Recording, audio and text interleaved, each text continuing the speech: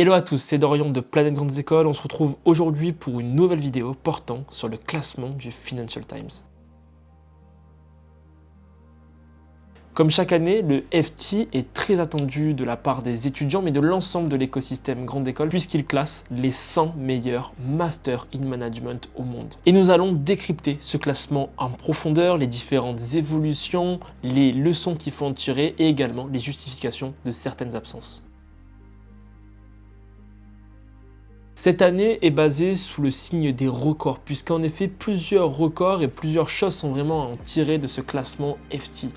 HEC Paris prend la première place, c'est une première depuis plus de 15 ans. En effet, cette première place était historiquement trustée par l'University of St. Gallen en Suisse, qui était première depuis plus d'une décennie, et cette année, HEC s'empare de la tête du classement FT. Une chose qui a directement été communiquée sur les réseaux de l'école, et nous avons d'ailleurs fait un article à ce sujet-là, HEC vs St. Gallen, la lutte pour la première place, décryptage directement dans l'article en description. Dans le top 5 mondial, on retrouve également l'ESCP, deuxième à l'échelle nationale, quatrième à l'échelle mondiale, et l'ESSEC qui intègre ce top 5 et qui se hisse à la troisième place au niveau national. C'est d'ailleurs ce que nous confie Cécile Karoubi, doyenne du campus parisien de l'ESCP et doyenne associée du programme Master in Management, en disant « Félicitations à nos anciens élèves, à nos étudiants, à notre corps professoral et à notre personnel pour ce fantastique classement. Cette réussite reflète le parcours éducatif exceptionnel que nous proposons et l'engagement de nos étudiants.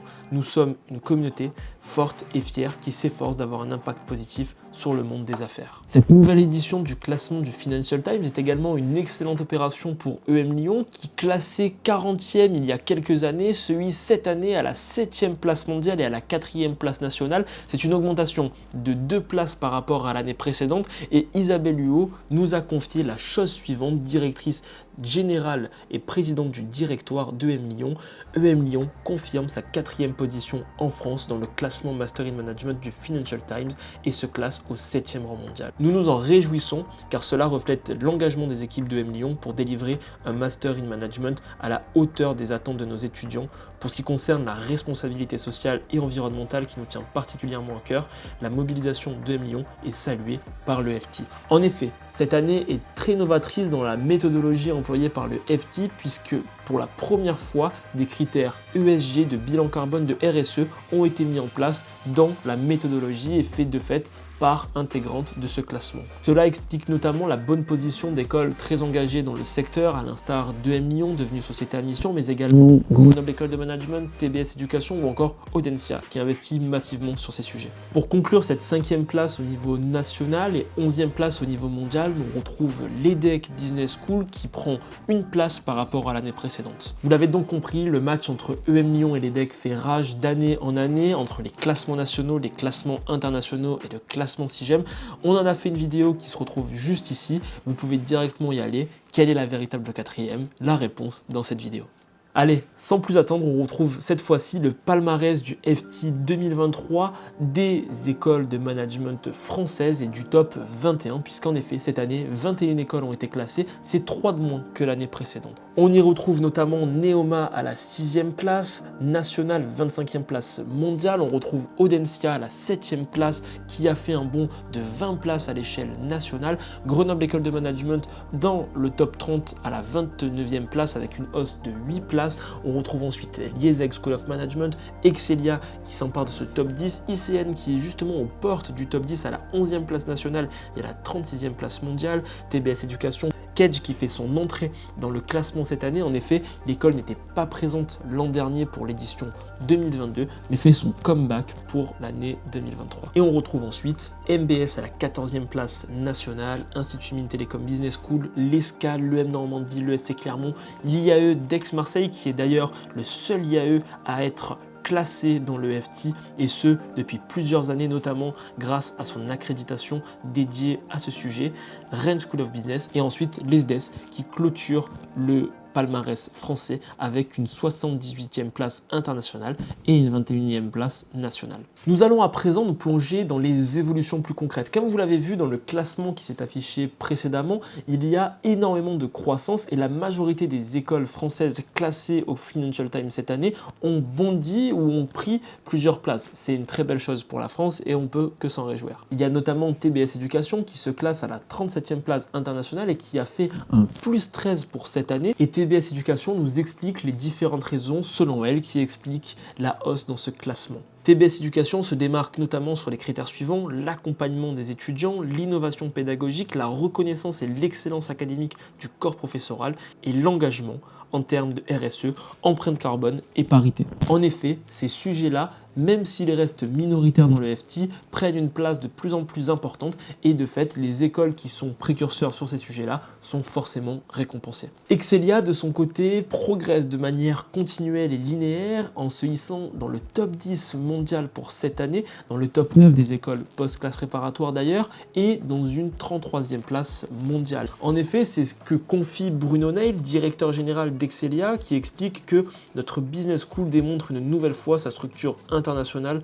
Son positionnement témoigne aussi de la solidité de la stratégie qui guide Excelia Business School et de la capacité de notre groupe à maintenir une trajectoire d'excellence et de performance dans le temps. Neoma, qui avait perdu 2 petites places l'année dernière, s'est rattrapé cette année en bondissant de 7 places au classement du Financial Times et en se hissant aux portes du top 5 national, tout juste derrière les decks. Et c'est ce qu'a indiqué Delphine Manceau, directrice générale de l'école, qui estime que c'est un bon lancement pour une année pleine de belles choses et de réussite pour Neoma. Comme évoqué précédemment, cette année, c'est un petit peu l'année de la RSE, ont également été récompensés Grenoble École de Management avec un bond de 8 places et MBS qui est à la 51e place internationale et qui a réussi à prendre 5 places cette année. L'école héroltaise a d'ailleurs réagi en expliquant que la progression de 5 places du PGE de MBS met en lumière plusieurs points forts. Le retour sur investissement du diplôme grâce à l'alternance, l'intégration de cours dédiés à la RSE, l'internationalisation du corps professoral et la parité au sein de ces promotions. Même si les hausses de GM et de MBS sont très bonnes, il faut quand même souligner les très belles performances enregistrées cette année par l'ESC Clermont qui prend 26 places, un record à l'échelle française, et Audencia qui augmente de 20 places. Et à ce sujet, Audencia a réagi, ça fait beaucoup de réactions, je vous l'accorde, mais au moins on a un petit peu le prisme global de toutes les écoles et c'est toujours plus intéressant. Nicolas Arnaud, directeur des programmes d'Audencia, explique que le classement MIM Master in Management du Financial Times est le plus reconnu sur la scène internationale et française. C'est donc une boussole importante pour les candidats. Nous sommes ravis qu'ils reconnaissent à travers l'évolution de ces critères les écoles comme Audencia qui agissent et qui s'engagent pour les grands enjeux tels que la transition écologique et sociale. On fait ici tout de suite référence à Gaia, l'école dédiée de la transition écologique et sociale mise en place par Audencia il y a quelques années. Et il ne faut bien évidemment pas oublier ICN qui prend 21 places, c'est la deuxième plus belle progression à l'échelle française et qui se classe à la 11e place nationale. Et de la même manière, IMTBS, Institut Mines Télécom Business School, qui prend 19 places pour cette nouvelle année. Comme je l'ai expliqué en début de vidéo, cette année, 21 écoles françaises sont classées, c'est 3 de moins que l'année dernière. En effet, Catch Business School fait son grand retour en se classant 48e à l'échelle internationale, tandis que 4 écoles ne sont pas présentes pour cette nouvelle édition du FT. Parmi elles, on peut citer BSB, Paris School of Business ou encore l'EM Strasbourg. Et il y a notamment Schema, une absence qui est plus remarquée en effet puisque l'école était historiquement bien classée au sein du classement FT, malgré une baisse de 20 positions l'année dernière en se classant 41e à l'échelle internationale. Cette année, l'école est totalement absente du FT et justement, des étudiants de Schema nous ont confié le mail qui leur a été transmis par la direction de l'école en expliquant les éléments suivants. Les classements du Financial Times reposent en grande partie sur l'Alumni Survey, une enquête administrée directement par le FT auprès des diplômés ayant obtenu leur diplôme 3 ans auparavant. Le taux de retour de nos diplômés n'a pas franchi cette année la barre des 20%, seuil fixé par le FT pour qu'une école soit éligible au classement. Donc la raison avancée et expliquant la non-présence de Schema, c'est le fait qu'il n'y ait pas eu assez de répondants justement sur le sondage dédié aux alumni. Encore une fois ici, pour plus d'informations, on a fait un article dédié sur la non-présence ou l'absence de Schema. Vous pouvez retrouver toutes les informations directement en description. Parmi les 15 meilleurs Masters in Management au monde, on retrouve 5 écoles françaises. C'est une très bonne chose, mais attention, il faut préciser que les écoles américaines ne sont pas trop présentes dans ce classement, puisqu'en effet, elles n'offrent pas des masters, mais soit des bachelors ou surtout des MBA. C'est pour ça qu'au niveau des MBA internationaux, les très bonnes universités américaines, à l'instar de Stanford, Harvard ou Berkeley, trustent les premières places, mais ce n'est pas le cas pour justement la partie Master in Management. Comme vous le voyez s'afficher à l'écran, on voit notamment apparaître en première place HEC Paris. Encore une fois, c'est quelque chose d'historique de voir que Saint-Gallen se hisse uniquement à la deuxième place, une première depuis plus de 15 ans. London Business School qui prend plus 4, elle était en effet 7e l'année dernière, plus 1 du côté de l'ESCP et de l'ESSEC. L'école chinoise Tsinghua University se classe à la 6e place et bondit de 5 places pour faire son entrée dans le top 10. EM Lyon Business School prend 2 places. 2 top écoles voisines se hissent à la 8e place ex aequo. D'un côté, l'ESSAD en Espagne et Bocconi en Italie. Rotterdam perd sa 3e place pour se classer à la 10e position. L'EDEC prend une place. Shanghai Jiao Tong University se classe 12e. WHU à la 13e place. Liese fait son retour à la 14e place et ensuite une stabilisation du côté de la Nova School of Business and Economics, école portugaise. Ce qu'il est important de constater ici, c'est que dans le top 15, il y a seulement 2 écoles qui sont asiatiques, 9 dans le top 10 sont européennes. En bref, l'Europe et surtout la France à la cote dans le classement du Financial Times des meilleurs Masters in Management. Mais quel est le détail de la méthodologie utilisée? Et justement, vous allez le voir s'afficher à l'écran, les différents éléments de méthodologie qui sont utilisés. En effet, le FT effectue une pondération de 19 critères de la manière suivante. On peut avoir par exemple le montant du salaire des alumni 3 ans après diplomation, le niveau d'évolution de leur salaire, la progression des carrières, le retour sur investissement par rapport aux frais de scolarité. Ou alors on peut également citer des critères de diversité comme le pourcentage de femmes présentes dans la faculté, ou au sein des promotions étudiantes.